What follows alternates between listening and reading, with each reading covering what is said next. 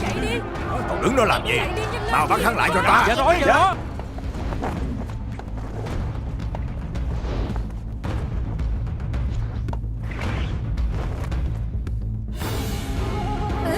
Chạy đi. Đứng lại. Không được chạy. Không được chạy. Đứng lại.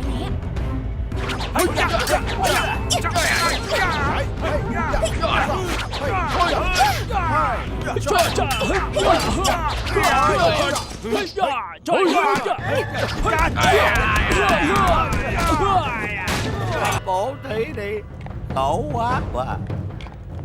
Ông bà bố thí cho có chút gì ăn Bánh không? bao đây, bánh bao. Bán cho một cái bánh bao. Bố thí đi. Bánh bao. Không có. Tôi đói lắm rồi. Ông Không có. ơi, Không có gì ăn rồi. Đi ra. trời ơi, đói đó xin mà. Làm gì đánh đuổi vậy? Khổ quá mà. Trời ơi, Tránh mà. Ta bảo các người tránh ra. Tránh ra. Tránh đường đi. Bảo Trung Quốc đi. Dạ. Tránh đường. Làm ơn Đi. đi mà. Đi mau. Làm ơn đi mà. Tránh ra. Đi mau. Trời ơi là trời. Sao đi quá vậy? Hả? Trời ơi, con xin mà. Làm ơn đi mà. Con xin chút đi ở đâu? Ở đâu à?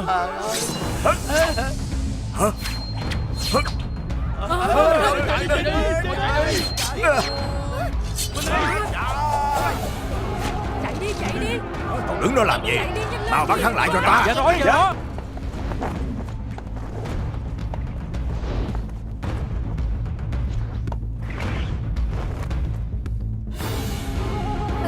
Chạy. Đứng lại. Không được chạy. Không được chạy. Đứng lại.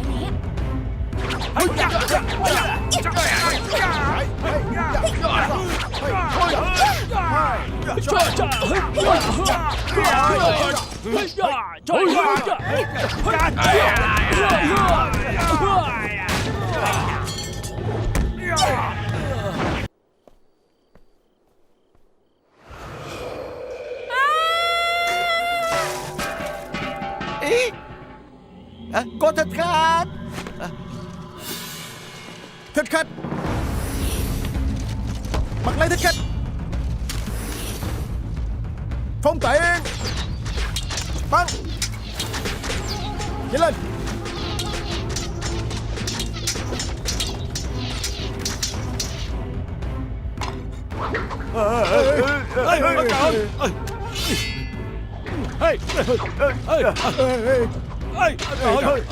Còn dữ vậy? Đuổi theo mau. Đuổi theo.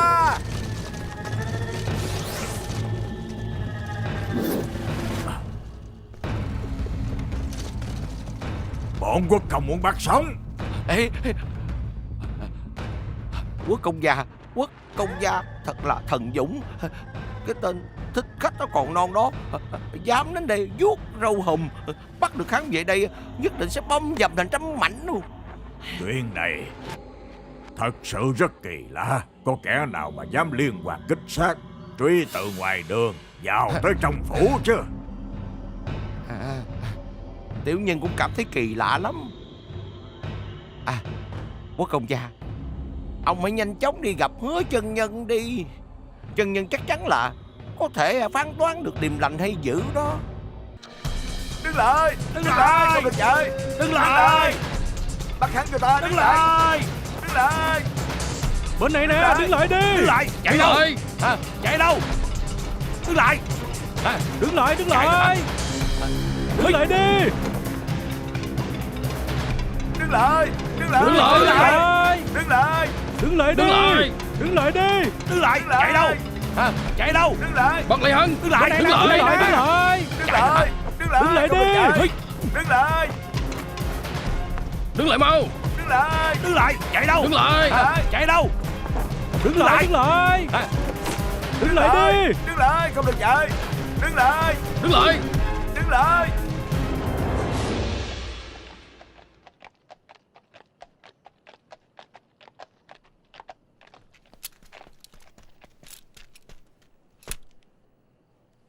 Lại là ngươi à? Đứng lại. Đứng lại.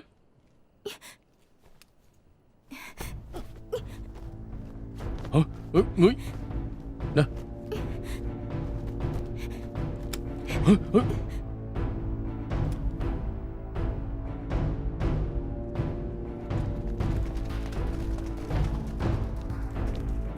Là ai?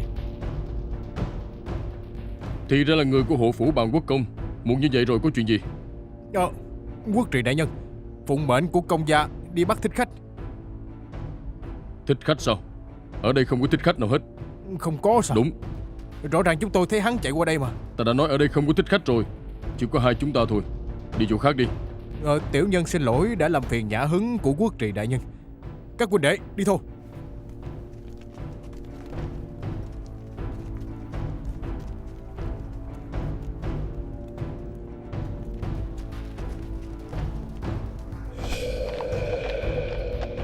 Chưa.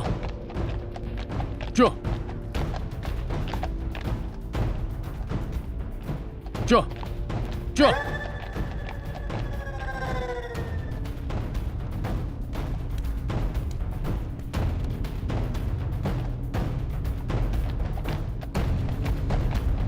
Chưa. Chưa.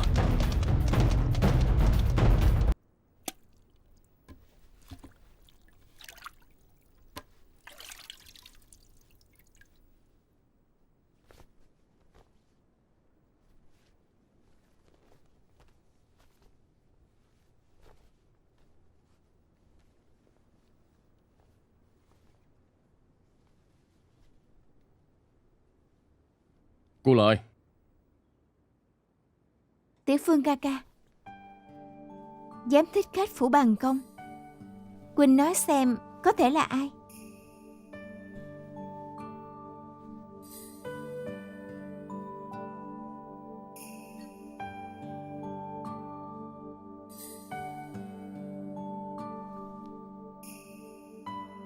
Lý Hoành. Cô là Lý Hoành sao? Huynh đã nhớ ra rồi.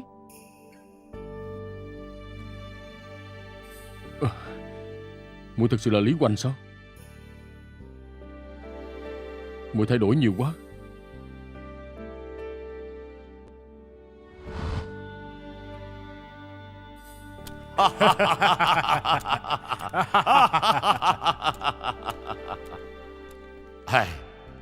Ngô Quốc Công đại giá Quan Lâm, Dương Văn Dương phụ nhỏ bé này của ta, đúng là nhà tranh thêm sáng. Thật không dám nhận lời đề cao như vậy của Lưu Văn Dương. Thưởng một chầu rượu ngon. Chính là Lưu Văn Dương đã đón tiếp quốc trì này như khách quý rồi, không cần đa lễ. Đã lâu không gặp, vừa gặp đã đổ uống rượu rồi. Quốc trì huynh, lâu ngày không gặp, tật xấu vẫn không nổi. Quốc trì công tôi ngoài mê rượu ra không có sở trường gì hả? Điệt Nhi, mau lên bái kiến Lưu Văn Dương gia đi. Vạn bối Quốc Kỳ Phương bái kiến Dương gia. Hiền Điệt, đứng lên đi. Thiếu niên tuấn tú như vậy quả là hổ phụ sanh hổ tử. Hoài Nhi, mau đến bái kiến quốc trì ba bá đi.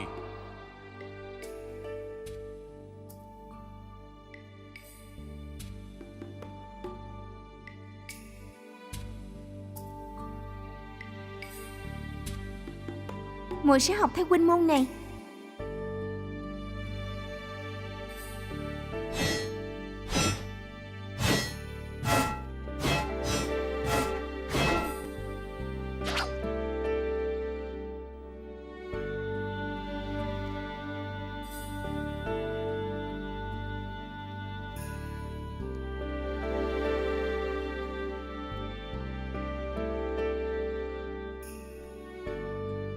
Phải thành một đường thẳng. Thấp xuống một chút.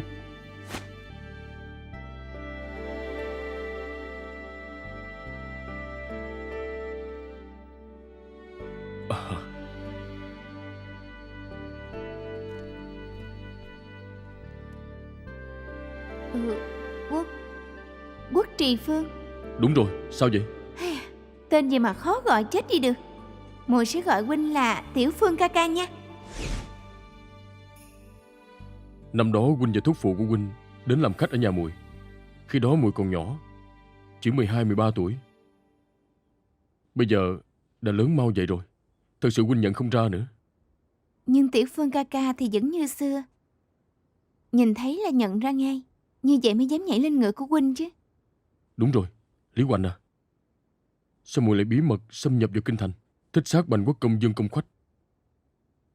Không lẽ Tiểu Phương ca ca không biết gì về phủ Lưu Văn Dương? Huynh thật sự biết rất ít. Chỉ biết là sau khi biến quyền võ môn, phụ thân Văn Dương của muội khởi binh mưu phản. Sau đó không có tin tức gì của muội nữa. Đúng vậy. Phụ thân mưu phản bị chém. Muội thân từ cành vàng lá ngọc trở thành thân quyến của tội nhân, thăng thiên nghịch địa chỉ trong thời gian ngắn. Tiểu Phương ca ca làm sao biết được tung tích của muội chứ?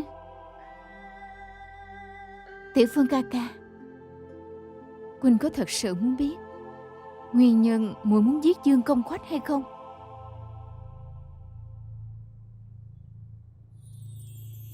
Bảo vệ sự an toàn của kinh thành là phận sự của Quốc Trì Phương. Hơn nữa mối quan hệ của muội và huynh càng muốn biết nguyên nhân của sự việc này. Tiểu Phương ca ca nên biết, cha của muội Lý Ái vốn là cháu ruột của Thái Thượng Hoàng, có công với đại đường, được thụ phong là Lưu Văn Dương Kim Âu Châu Đại Đô Đốc. Phụ thân cảm kích hoàng ân to lớn, thường buồn lo không yên, nói gì đến việc khởi binh mưu phản.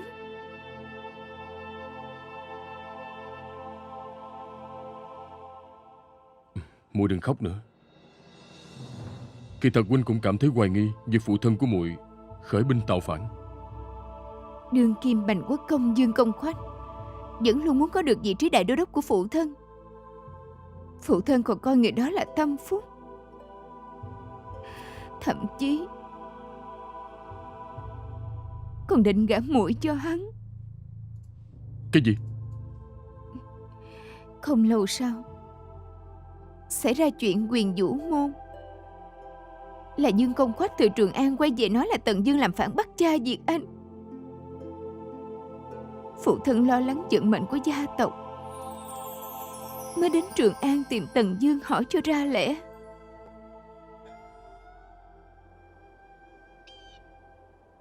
Không ngờ là Lưu Văn Dương phủ lại xảy ra chuyện đáng tiếc như vậy.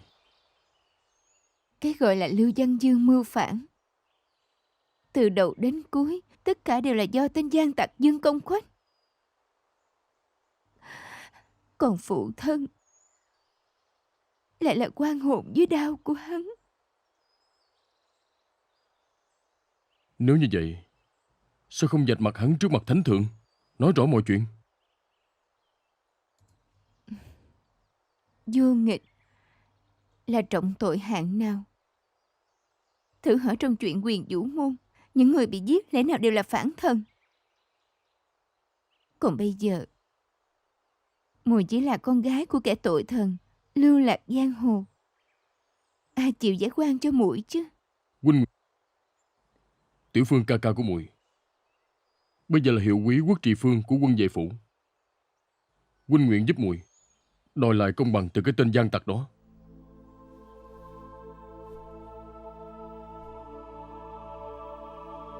Tiểu Phương ca ca, huynh là người tốt.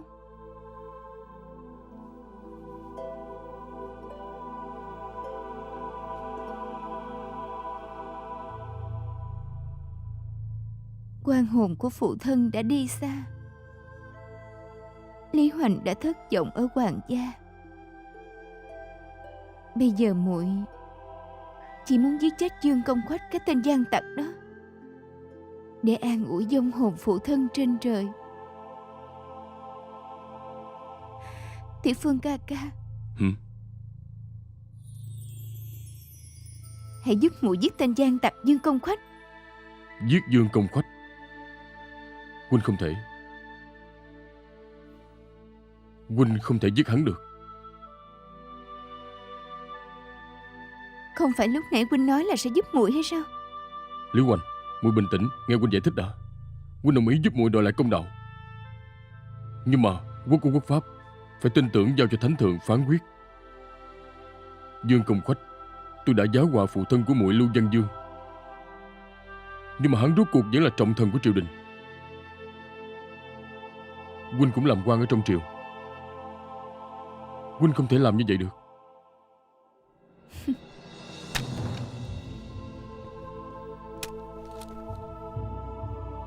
Muội không thể đi. Ngụy quân tử, đồ nhát gan. Liễu Hoành, quay lại. Liễu Hoành.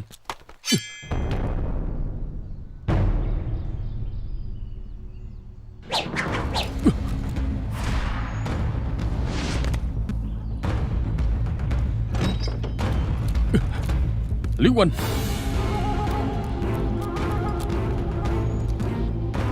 Liễu Hoành.